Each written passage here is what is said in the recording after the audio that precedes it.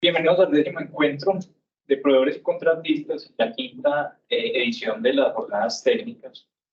En este momento vamos a tener la presentación del ingeniero Alejandro Jaramillo, la cual se nombra Combustión de los biosólidos de San Fernando, lecho fluidizado con alternativa energética.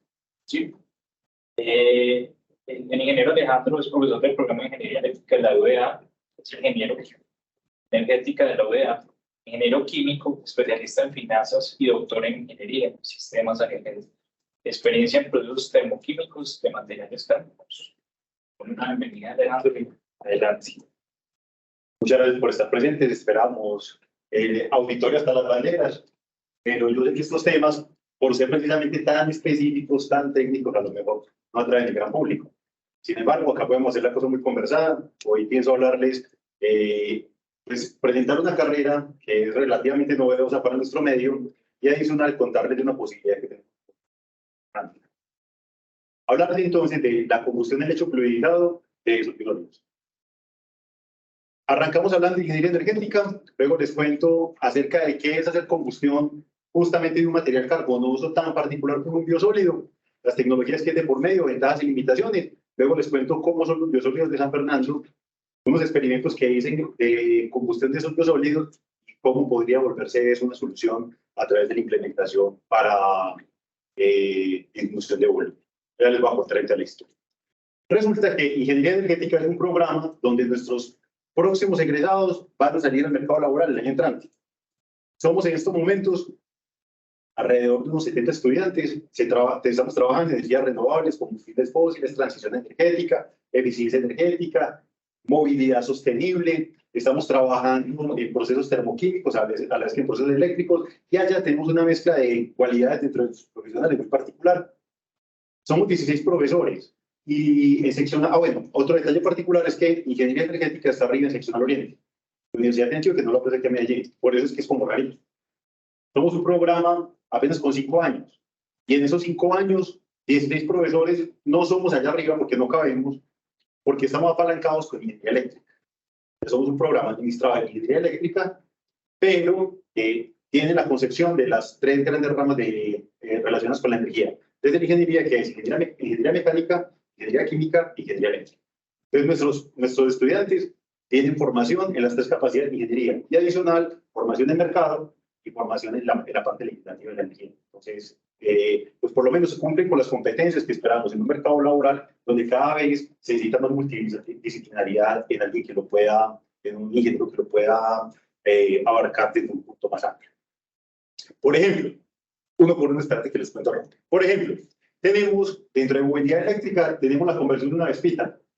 Estamos construyendo un banco de pruebas, encontramos donante de motor, a usted cuando donó el motor eléctrico, hemos comprado los componentes, controlador, estamos próximos a tratar de comprar baterías para dar la instalación. Haciendo retrofit de este tipo de vehículos, pensamos que, hombre, contribuimos en algo. Y además, disparamos el potencial de los chicos a pensar en el gran problema de movilidad. Una posible solución, todo. Estamos soñando con que el chico que diga, yo tengo una Piwis en la casa de mi hermanita que ya no la uso, un motor 2 tiempos contaminante. Vamos a pensar en hacerle retrofit a futuro. Empezar a generar movimiento de neurona, a ver qué soluciones buscamos. Que alguien diga, venga, qué rico que Antioquia desarrolle un vehículo para la ruralidad antioqueña que es tan empinada, para irle compitiendo a la moto, ¿por qué no? Eso lo estamos gestando en ingeniería energética y ese tipo de proyectos buscan catalizar esos futuros. Tenemos un proyecto de distritos térmicos que acabamos hace unos meses, donde queríamos ver si es posible, todos nuestros proyectos se hacen en la medida de los recursos disponibles y como recursos para investigación, no es por quejarnos, pero recursos para investigación a veces son pocos, hacemos lo que se puede en el campo teórico. Entonces, lo que hicimos en distritos térmicos ya hemos trabajado auscultando la tecnología y simulándola.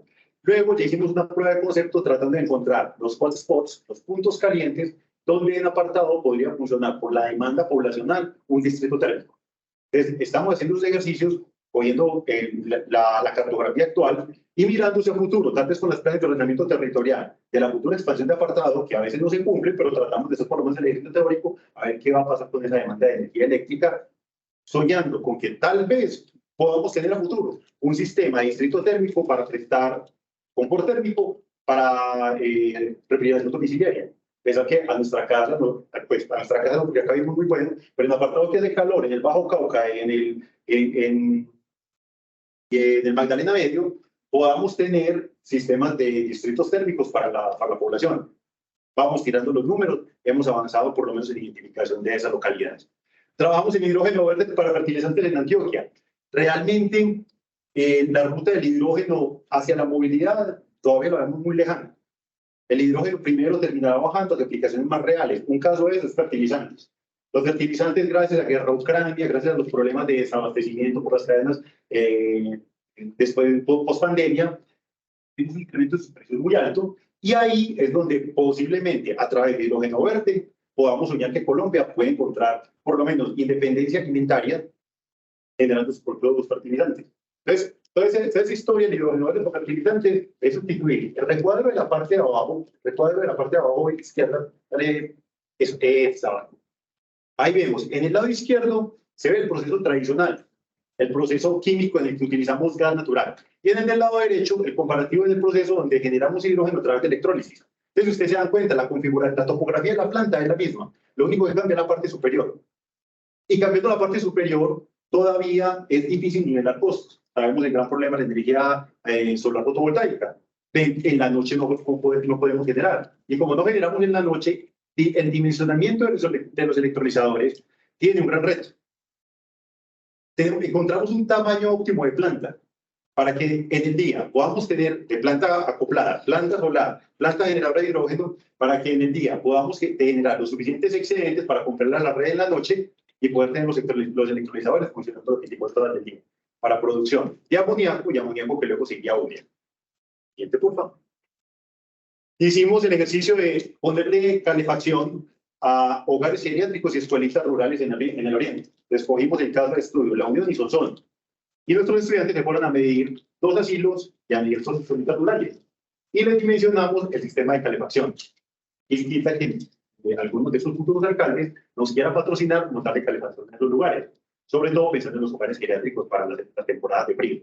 Los estamos diseñando con bomba de calor y con caldera de condensación para pensar en que cuando eso se haga de la manera más eficiente posible. Miramos si en el Urabá se puede hacer, perdón, en el oriente podemos hacer incineración de residuos sólidos urbanos. Allá ya no hay donde disponer más basuras. Tenemos muchos rellenos que dentro de 3 años van a tener problemas de gestión. Entonces va a llegar posiblemente algún inversionista a decir, la solución es incineración para generación eléctrica. Nosotros queremos adelantarnos por los números para la región y decirle, los números que tenemos como región son estos. Si usted tiene números parecidos, conversemos. Si no, pues acá puede ocurrir una posibilidad particular. Hicimos un diagnóstico energético de los hornos de la losería central de oral para mirar qué cantidad de energía le queda en las paredes de los hornos, queda cerca de un 80%, y todo eso es recuperable. Estamos haciendo los diseños para recuperar ese calor y llevarlo al sistema de secado que tienen, que ahorita secan de manera convectiva en la luz. Y por último, contarles que tenemos ese proyecto ya está próximo a publicarse, verificando si la gasificación del bagazo de caña en Urabá puede ser una opción de generación eléctrica a través de proceso térmico acoplado a motor de combustión interna y a su vez a generador eléctrico. ¿Como bagazo de caña o bagazo de banano? Perdón, bagazo de banano, vástago de banano específicamente. Verificamos todas las posibles biomasas, hicimos inventario de biomasa para Urabá y encontramos que la biomasa disponible es vástago. Y a partir de ahí hicimos todos los cálculos. Gracias. Ahora sí, luego de contarles lo que hacemos en ingeniería energética, les cuento esto de la combustión de biosólidos. ¿Qué ocurre? Resulta que el biosólido es un material carbonoso y como todos los materiales carbonosos es susceptible de generar unos rompimientos de esas cadenas moleculares para liberación de energía o para generación de subproductos. En la combustión, yo tomo un equipo como ese que se ve ahí, sería una especie de gasificador en lecho fluidizado. En el lecho fluidizado, cogemos las partículas sólidas y las ponemos a danzar. ¿Cómo? Metemos el sólido donde dice material carbonoso y por debajo metemos un fluido tipo aire, gas, aire, vapor de agua, oxígeno puro, y las partículas estarán flotando en ese medio. Por la parte superior saldrán los gases, productos, dependiendo de lo que estemos generando. Si tenemos un proceso donde la cantidad de oxígeno está por encima del oxígeno estequiométrico para generar combustión, tenemos combustión. Si está por debajo tendremos gasificación y si está muy por debajo podemos tener pirólisis. Entonces un equipo, un gasificador, o mejor dicho, un lecho fluidizado operando con material carbonoso, tiene muchas opciones versátiles para generación de productos. Acá lo que estamos hablando, lo que buscamos es hacer combustión. Vamos a la siguiente. ¿Qué ocurre entonces? En un pequeño espacio de ese gasificador, los sólidos tienen contacto con los gases. Lo primero que ocurre con el calor alrededor de ese material carbonoso es generar rompimiento, generar fractura. Y esa fractura de esas moléculas puede generarme un char, que le llamamos la carbonilla, el pirolizado, el material sólido que queda después de que se liberan los volátiles. El pirolizado es lo mismo que el carbón vegetal. El carbón vegetal es la forma tradicional que llamamos el pirolizado de madera, el pirolizado de leña. Acá, el término genérico es char. Generamos un char, generamos unos gases permanentes, generamos unos alquitranes. Y esos materiales, luego, si siguen dentro del equipo, seguirán reaccionando. El char se sigue descomponiendo para volverse CO2 y agua. Los gases permanentes generaremos rompimientos, tal vez para generación de metano, también más CO2, más agua, más monóxido de carbono. Y los alquitranes tratamos de hacer lo propio. Alquitranes se pueden formar, siempre es una posibilidad de tipo de combustión. Entonces, ahí es donde subyace el gran reto de hacerlo bien. Hacer procesos a muy alta temperatura en presencia de altos contenidos de oxígeno me van garantizando que la posibilidad de formación de alquitranes se va yendo hacia el mínimo. Digamos la próxima. Entonces, en el mundo ya existe tecnología para hacer combustión de biosólidos. Uno de ellos es del lado izquierdo, un diseño patentado hace más de 100 años, muy, ¿cómo lo llamamos? Ni siquiera obsoleto. Está tan elaborado técnicamente y mecánicamente que es difícil de operar. El biosólido entra a cada una de las bandejas que se alcanza a ver ahí. Tiene un sistema rotatorio en la mitad que va distribuyéndolo en unos platos. Y los platos están perforados y a través de los platos perforados pasan los gases, aire, tratando de quemarlo. Es un sistema que mecánicamente es complejo y es un sistema que térmicamente tiene sus retos de construcción. Es realmente no muy diseminado como tecnología en el mundo, precisamente por su dificultad. Tenemos otras opciones, que es el combustor de lecho fluidizado, que ese sí vemos bastantes en el mundo, pues tampoco bastante, pero sí existen implantaciones industriales en el mundo. Uno de ellos, tuve la posibilidad de tener contacto directo en Zaragoza, España, la planta de la Cartuja, tiene uno de esos, opera muy bien. Y el último, el del lado derecho, es los incineradores en tambor rotatorio, muy parecido a los hornos de clinkerización. Un tambor que va rotando y al tiempo que va rotando en contracorriente con unos gases que se encuentran, generamos combustión. Esas son tres posibilidades de tecnologías maduras que se pueden implantar. En el mundo entonces se ha investigado qué hacer con los biosólidos a través de procesos térmicos. La figura del lado izquierdo, hacemos una comparación de tecnologías en número de publicaciones cada año. La línea negra, la que va por encima, muestra el número de publicaciones de combustión y incineración. Vemos que es la que prima. Sigue hacia abajo con pirólisis, sigue hacia abajo con secado, sigue hacia abajo con procesamiento hidrotérmico, el hidrotermal. Y por último, están tratando de repuntar tecnología con fluidos supercríticos. Oxígenos supercríticos para degradación de biosólidos.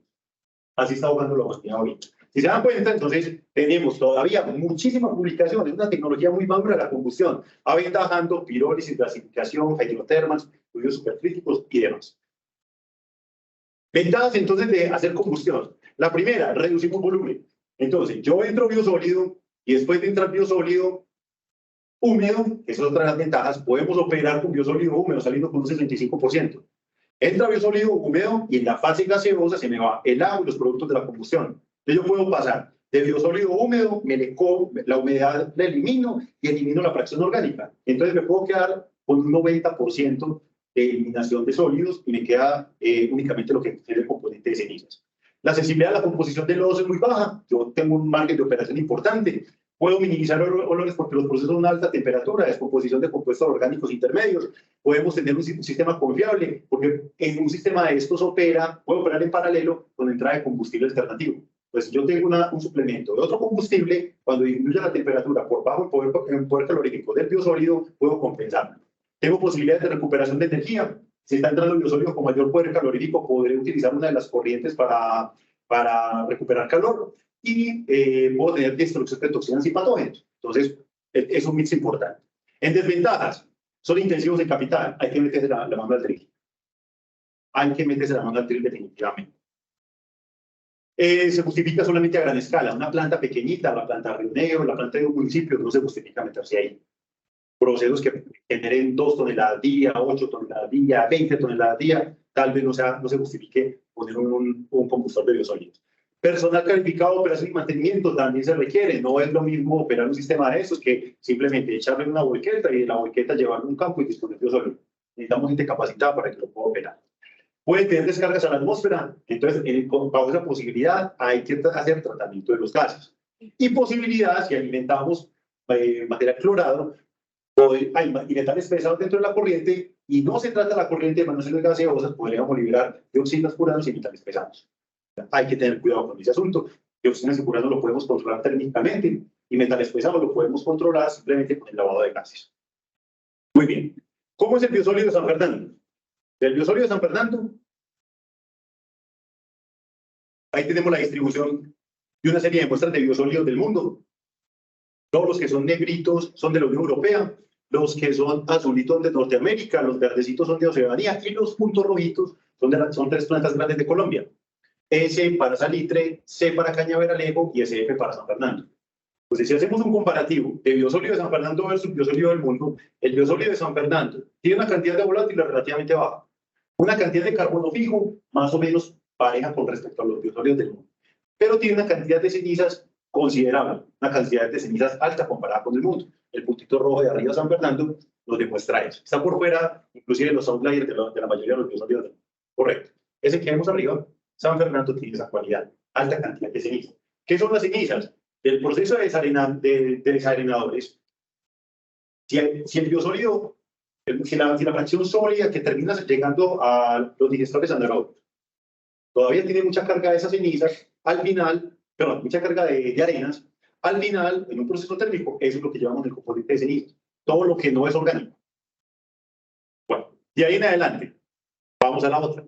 En carbono, hidrógeno, nitrógeno, azufre y oxígeno está parejo. Las columnitas de la izquierda, vamos a carbono, por favor. Aumento un poquitito. Eso. En carbono, si nos damos cuenta, el carbono del lado izquierdo está en base real, que es la base, en base con presencia de cenizas. El carbono que tenemos del biosólido de San Fernando es bajito. ¿Por qué? Porque las cenizas muchas.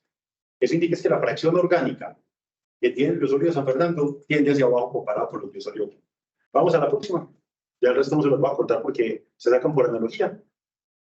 En cuanto a cenizas, las cenizas de acá tienen un contenido alto de dióxido de silicio, indica que las cenizas son muy ricas en arena, comparadas con las cenizas del oro. Vamos a la otra. Y en cuanto a poder calorífico, el poder calorífico de la parte superior es poder calorífico en base seca con cenizas. Perdón, la parte de abajo es base seca. Y el de la parte de arriba es base seca libre de cenizas. Entonces, libre de cenizas es un biosólido parecido al del resto del mundo. Pero con cenizas es un biosólido con un poder calorífico ahí. Y ese es un reto real que tiene el biosólido de San Fernando para poder hacer un proceso térmico. Sin embargo, vamos a la siguiente. Hicimos un análisis caracterizando cuál era la temperatura de ignición y llegamos a que la temperatura de ignición está alrededor de los 280 grados Celsius, que es muy bueno. O sea, es un biosólido que realmente quema con facilidad. Comparado con los del resto del mundo, está más o menos en el mismo intervalo. Las cenizas no se vuelven un limitante para que queme fácil. Bueno, fáciles a baja temperatura. 280 grados Celsius son muy fáciles de obtener. No requerimos un proceso con alta demanda térmica. La siguiente. Ahora, ¿qué hicimos en el laboratorio? Estos experimentos los hicimos en el laboratorio del Grupo Talleda de la Universidad Nacional, donde estaba haciendo el doctorado. En esa época estábamos trabajando en un proyecto en el que verificábamos si podíamos hacer gasificación y luego generación eléctrica a partir del biosólido. Y en proceso paralelo, se le hizo la propuesta al profesor Farid de que probáramos combustión, e hicimos combustión. Y estos resultados nos quedaron, y solamente pude tener una reunión por acá en EPM para contarles los resultados, y ocurrió el fondo. Y de allá hasta acá no hemos podido volver a hablar del asunto. Yo vi en las jornadas técnicas la posibilidad de volverles a contar que esta alternativa sigue viva. Los experimentos fueron tomar un gasificador que tiene 9.5 centímetros de diámetro, alimentar continuamente biosólido y alimentar continuamente aire. Y hacer confusión y verificar si se sostenía. La diapositiva siguiente, esas son las condiciones de la gasificación. La siguiente forma, manipulamos tamaño de malla, relación de equivalencia y Dentro del lecho fluidizado teníamos un rebose. Devuélvete al anterior, por favor. El rebose es ese tubo que se ve en la mitad. ¿Qué hacemos con el rebose? El sólido que entra por el lado izquierdo va llenando el espacio anular entre el cilindro exterior y el rebose. A medida que el rebose sea más alto, las partículas sólidas pasan más tiempo dentro del reactor, pasa más tiempo dentro del sistema fluidizado. Entonces eso nos garantiza que con ese equipo podríamos encontrar cuál es el tiempo máximo que necesitan las partículas para quemarse totalmente, para no quedar en una combustión parcial. Vamos a la siguiente. Ahora, ¿qué medimos como respuesta? Medimos temperatura de entrada del lecho, temperatura arriba, la mitad y abajo, con termocuplas internas, medimos la composición de los productos resultantes y calculamos con eso tiempos de residencia para el sólido y para el gas y el flujo de gases producido. Y con eso hicimos un balance. Vamos a dar resultados. Esto fue lo que pasó con la temperatura. La temperatura de las termocuplas que estaban dentro del equipo se mantuvieron relativamente constantes. Temperaturas de 600 a 550 en los puntos máximos, que era el punto inferior donde la reacción está a mayor velocidad. Vamos a la siguiente. Y empezamos a modificar tamaño de malla, relación de equivalencia, tamaño de malla, relación de equivalencia. Y si notan en todas las gráficas, lo que estamos verificando es que la operación fuera continua, que el equipo estuviera estable. En este momento, en todos los experimentos, los equipos nunca tuvieron asistencia térmica desde afuera con resistencia eléctrica. O sea, la reacción de combustión era autosostenida. Después de que se generaba la ignición, estamos a temperaturas superiores a los 280 grados Celsius, que era la temperatura de ignición, apagábamos las resistencias y dejábamos el equipo operar. Opere con naturalidad y mantuvimos temperatura relativamente constante. Esos son los datos reales tomados de aquí. Modificamos luego tamaño de malla, relación de equivalencia, y eso fue lo que tuvimos en operación en temperatura. Vamos a la siguiente. Ahora, ¿qué posibilidades hay de implementar esto a gran escala? Vamos a la siguiente. ¿Qué tal si soñamos que ponemos secador, combustor y recuperación de energía de los gases? Esa modelación de secador, combustor, recuperación de energía de los gases es lo que ocurre en el mismo equipo si metemos biosólido húmedo. Hicimos la simulación termodinámica de lo que ocurría ahí. Y en esa simulación termodinámica nos encontramos una gran noticia, y es que la energía requerida para el secado son cerca de 146.705 megajoules por día. Y la energía que está en la materia del sólido, que está en el biosólido, que estamos ingresando un proceso de eso por las 100 toneladas día que genera San Fernando, puede ser 227.500 megajoules día. O sea, que en el balance energético tenemos superable. Es más energía la que puede entrar en ese sistema en la parte de arriba que la energía que se requiere para secar.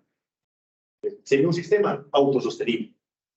Tendremos 36% de exceso de energía. Entonces, podría funcionar teóricamente. Vamos a la siguiente. Entonces, ya tiramos cuentas de dinero con calculadora de mano y decimos, bueno, entran 100 toneladas día, un costo de transporte de 77.000 pesos por tonelada. Como les contaba, yo estas cuentas las hice hace unos años. Los 77.000 pesos es el dato actualizado. Yo tenía datos de 2016-2017, actualicé por índice inflacionario, no tenía más a la mano. Tal vez ese valor de 77.000 pesos por tonelada esté por encima. Lastimosamente acá no, la gente de Planta Bello, Planta San Fernando, como para que se actualice costos. Pero con 77, entonces, ya. Ahora, con 77.000 pesos por tonelada y con 100 toneladas de biosólido húmedo, tendríamos un costo de transporte actual de 2.813 millones de pesos al año. Ese es el costo de transporte. Y si fuéramos a transportar cenizas del sistema de arriba, sacamos solamente cenizas, habría que transportarlo con un costo de 640 millones de pesos al año. La diferencia en costo de transporte de ese sólido nos ahorraríamos 2.173 millones de pesos al año. Eso, si tiramos cuentas de matemática financiera, nos daría un proyecto. Si le ponemos una ETF del 12% efectivo anual, que es más o menos la TRM ahorita, perdón, la ETF actual, y lo proyectamos a 10 años, nos daría un proyecto con 12.300 millones de pesos, valor presente. Ahí es donde está el reto para EPM. Si le suena, hay posibilidades de que financieramente sea un proceso sostenible. Vamos al siguiente. Entonces, ¿qué estamos pensando? ¿Por qué estamos hoy por acá? Primero, pensando en que esto puede ser un punto de inicio para que a través de la universidad hagamos una consultoría detallada. Ya tenemos por lo menos en qué pararnos y decir sí hay cómo. Hay viabilidad en montar un proceso de recuperación de energía y de aprovechamiento de dinero en cuanto a costos de transporte. Podemos hacer consultoría. Tenemos interés particular en desarrollar tecnologías. Dentro de la Universidad de Antioquia tenemos todo para hacerlo. Tenemos el personal, tenemos el andamiaje conceptual, tenemos el acceso a universidades internacionales que nos pueden apalancar proyectos, tenemos muchas posibilidades para que hagamos un desarrollo tecnológico alrededor de estos biosólidos. Tenemos posibilidades de proyectos de investigación conjuntos. Nos podemos ir a una convocatoria de beneficios tributarios. De hecho, Salitre, la planta Salitre en Bogotá, ya está con la Universidad Nacional evaluando, Universidad Nacional de Bogotá, evaluando la posibilidad de hacer algo similar con plantas salinas. Y por último, tenemos la posibilidad de presentarnos a proyectos de regalías, Universidad de Antioquia EPM, a través de ingeniería energética. Muchas gracias. Muy bien. Muchas gracias. Tengo varias. Dale. Creo que las acumulé para. Súper bien, súper bien. Es que también soy ingeniero químico. Más o menos entendí el tema. Muy bien. Primera pregunta. ¿Es la primera carrera de ingeniería energética que hay en Colombia? No, en Colombia ya hay dos. Hay dos. En Medellín, pues en Antioquia tenemos la Universidad de Medellín con una y la Universidad de Antioquia con la otra. La diferencia o la particularidad de ingeniería energética de la de Antioquia es que es la única universidad pública que la tiene. Colombia. En Colombia. Así es. Y posgrados en ese tema no hay. Todavía no. Vamos a grabar nuestros primeros egresados en marzo del año entrante. Es un pasito a la vez. Un pasito a la vez. Primero nuestros egresados y luego nos vamos a dar el otro paso. Ok. Y básicamente en este proyecto de la parte de los biosólidos, usted mencionó al comienzo, digamos, varias opciones donde se podría utilizar, digamos, la ingeniería energética. Una de las opciones era, por ejemplo, los rellenos sanitarios aprovechar y quemar basuras para tener energía, ¿cierto? Correcto. Yo sé que aquí se han hecho en Colombia, conozco de empresas, una empresa extranjera que no sé de dónde, no recuerdo, que ellos tenían dentro del UPN, es que se llama el plan que maneja el Ministerio de Minas y Energía para generación de energía, habían proyectos de ese tipo. O sea, están dentro del plan, digamos, de esas generaciones. No sé si usted conozca sobre el tema. No. Y Sé que estaban trabajando con un relleno en el Tolima, pero no, lo que hemos revisado conceptualmente hoy, que estén firmes, no hay nada. Pues tal vez están los estudios, entonces estamos en el... La UME. Pues lo que hemos hablado con la UME es que, o sea, de esto en firme todavía no hay nada. O sea, la generación de energía eléctrica a partir de residuos es con residuos fácilmente de tratar, bagazo de caña, residuos agroindustriales, lo que está pasando ahorita en Puerto Carreño con la planta de gasificación para generación eléctrica que está operando bien, lo que está pasando con la luz federal, pero no con residuos sólidos, tipo basuras pueden ser sanitarios, todo eso, todavía esa tecnología. Plantación en Colombia, es que es un reto grande, financieramente no cierra también. Si me permiten, les complemento. En San Andrés hay una planta de residuos que no está del todo operativa porque está sobredimensionada para la cantidad de residuos que genera la isla. Entonces, está justamente evaluando cómo pueden hacer el biomining para aumentar la capacidad, tipo, pues más bien la carga que se le metería al incinerador. Alternativas de incineración de residuos activas y operables en Colombia.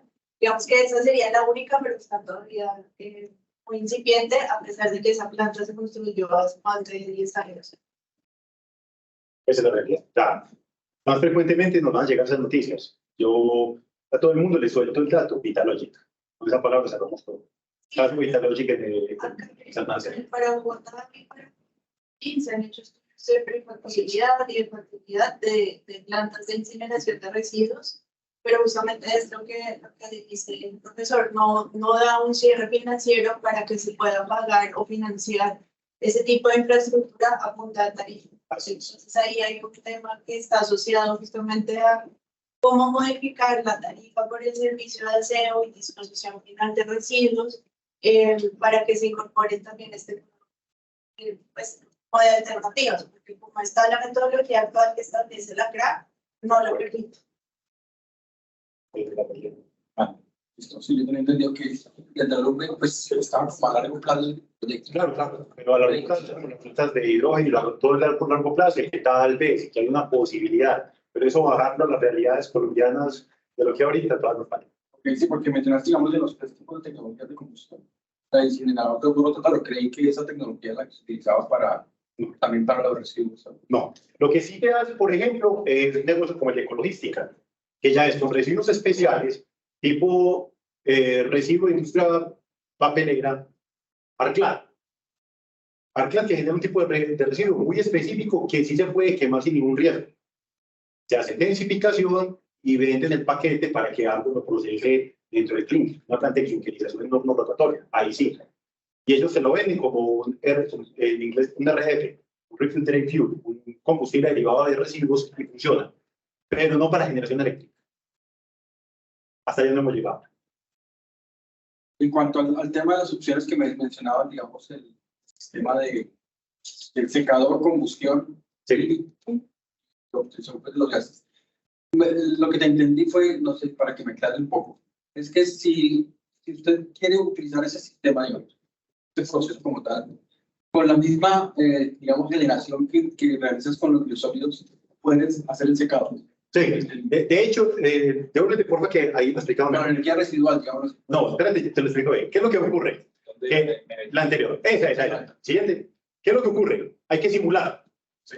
O sea, yo simulo la operación de un combustor al que le alimentas el biosólido húmedo. Sí. Es como si en tu simulador haces secado, combustión y luego recuperación de toda la energía de los gases para que se devuelva. En la simulación, en el equipo real, las tres cosas ocurren al tiempo. Porque cuando el sólido húmedo entra en el lecho fluidizado, lo primero que le ocurre a la partícula es calentarse el agua para que se evapore. Secado. El vapor va a seguir ahí dentro de la corriente. ¿Qué le va a pasar luego al sólido? Se va a quemar. Y parte de la energía será la energía que liberaron las partículas que estén más abajo, que estén flotando en el lecho. De la simulación total se hace incorporando los tres bloques de procesamiento en simulación. En operación de real del equipo, las tres cosas ocurren al tiempo.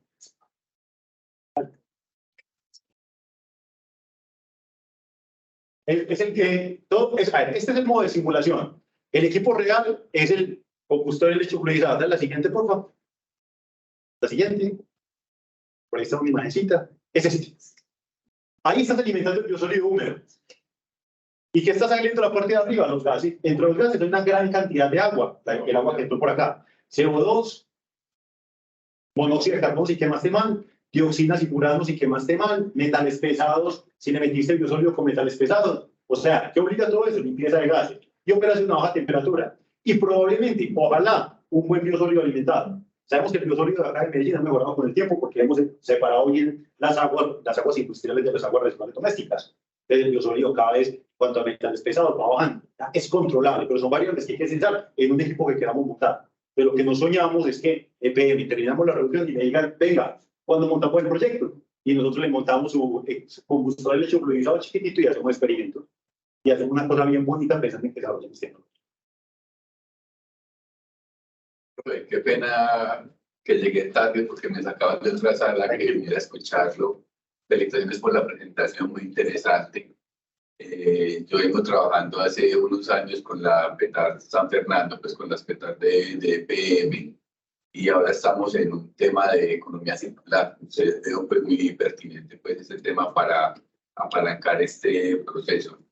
Tengo dos preguntas. Usted muestra ahí, pues, cuantifica los beneficios de pero no nos habla del CAPEX, porque quizás usted nos pueda decir que hay unos 12.000 millones en beneficios, pero el equipo vale 40.000, ya aquí ya nos tiene presentado.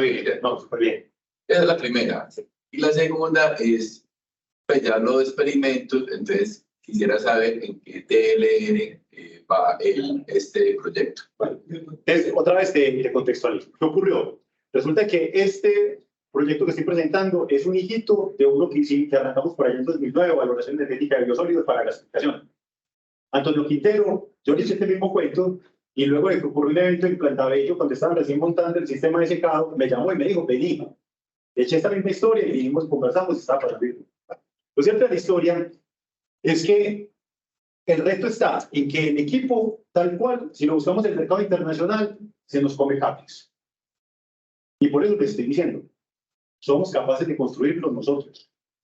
Esto no es llevar un humano a Marte. Somos capaces de hacerlo. Hagamos pilotos y vamos creciendo la iniciativa. Porque realmente el sistema de combustión, si vos lo observás, es un tambor cilíndrico con unas boquillas de entrada, con una alimentación de gases de la parte inferior, que hay ahí detrás de altísima complejidad, como para decir que tenemos que comprar un equipo de 30 millones de pesos. Ahí es donde está la respuesta. Y por eso una de las posibilidades es, venga, entremos juntos a mirar si lo podemos hacer. Y podemos entrar con un piloto pequeño y lo vamos escalando. Y si podemos, la TRL de esto es tecnología madura. Podemos llamar a un proveedor a que nos la venda. No tenemos problema con eso. El reto es que realmente nos cierre financieramente, entonces hagámoslo. ¿Por qué no? Es donde podría también haber una inversión en el sistema de limpieza de gas. Claro, completamente. Pero depende del biosólido que tengamos. Si tenemos un biosólido muy bueno, si podemos hacer un buen sistema de selección, no habría tanta dificultad en la limpieza de gases. Entonces podemos estar tranquilos con nada. Realmente lo que vamos a evaluar ahora con una consultoría que vamos a hacer es, como hay tanta tecnología para las plantas, pues independiente pues, del costo, es que nos ayude a priorizar qué es lo mejor para las plantas en nuestro contexto, pues, por nuestro contexto tarifario, regulatorio, ambiental, social, ¿cierto? Pero veo esto pues con mucha pertinencia pues para nuestros bienes. Podemos ir conversando. Súper bien, lo podemos hacer. Muchísimas gracias. Mi nombre es Juan Fernando Zapata, entonces sí, por ahí está el nombre suyo en las preguntas. Yo tengo la tarjetita y quedamos en contacto. Vamos a ver. Dale, lo creí, la avenida Villa, no te contaba después. Yo en todas partes estoy contando, es que es ingeniería energética. Es uno de mis motivos de andar de conferencia en conferencia. Porque por ser una carrera nueva, vemos primero que todo el panorama del mercado laboral muy, por decirlo coloquialmente, muy pulpito. O sea, con lo que está pasando hoy en Colombia y en el mundo alrededor de la energía, el perfil de nuestro profesional, encontramos mucha cabida en el mercado. Pero, como la prueba de juegos el año entrante, nos estamos preparando para ese año entrante, para que, como aves de rapiña, las empresas buscan nuestros ingenieros energéticos, porque tienen un complemento muy particular que yo no tengo de nivel de alcance como ingeniero químico formado en el campo energético. Yo estoy limitado por el componente eléctrico. Yo estoy limitado por el componente mecánico, yo estoy limitado por el componente normativo. Nuestro ingeniero energético, dentro de su formación en pregrado, ya lo tiene. Entonces tiene esa mezcla muy interesante que damos de hecho. Nos sentimos muy orgullosos del proyecto que estamos formando. Entonces, muchísimas gracias por asistir. Y quedamos dispuestos. Virtual también te dicen que muchas gracias, que demasiado interesante el tema, que como ingeniero de procesos te recuerda mucho los días de la academia. Muchas gracias. ¿Quién dijo eso? Santiago Betancourt. Santiago. También tienes auditorio virtual. A lo mejor, bueno, a los presentes por allá desde la virtualidad, muchas gracias por el ratico que compartieron con nosotros y quedamos a disposición. Allá arriba en el seccional oriente, si quieren visítenos, conocen el pregrado y si el PM se antoja y que hagamos proyectos grandes, estamos preparados para eso. Muchas gracias. Gracias.